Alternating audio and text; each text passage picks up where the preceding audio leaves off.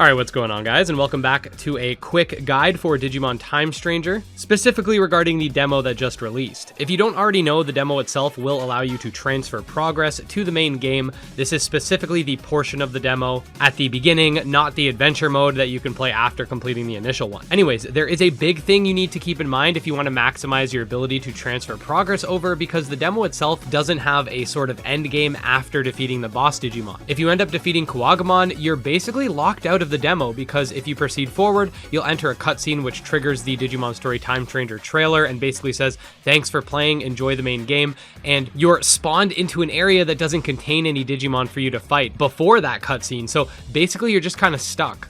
This isn't the only time you're unable to go back either. There are going to be a couple of spots throughout the game where you will lose access to previous areas, so if you want to do the most amount of preparation possible for the full version, you're going to have to make some manual saves, and I'm here to tell you exactly where to do those saves so you don't make the same mistake I did playing through the first time. So first of all, when you play through the game normally, you're going to come across a boss fight with the Blue Metal Greymon, and once the fight ends, you end up in an area with a bunch of Digimon sort of wandering around this large room. This is a great spot for farming XP, scanning Digimon, etc. Not the best, but still pretty good, but keep in mind you can't access Digivolution from the menu here, so while you can get what you need without proceeding too far, keep in mind you won't be able to actually evolve anything or devolve anything. In order to make sure you don't lose access to this area, do not progress the game to the point where there is a long hallway that eventually gets destroyed by the giant demon thing, otherwise rubble will block your path.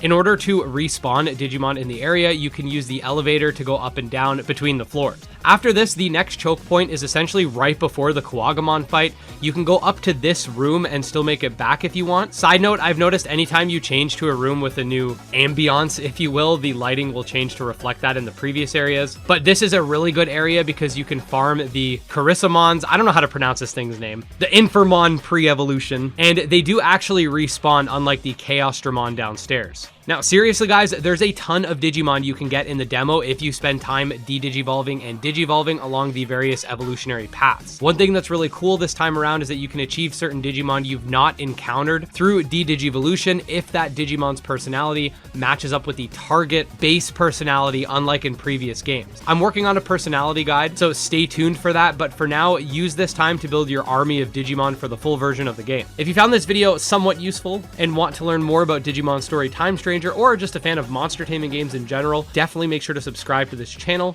And just wanted to say special thanks to our supporters, especially Candy Marunzi, Tragsoft, Valorware, Nemo, and Wrathful Beast, and we'll see you next time. Peace.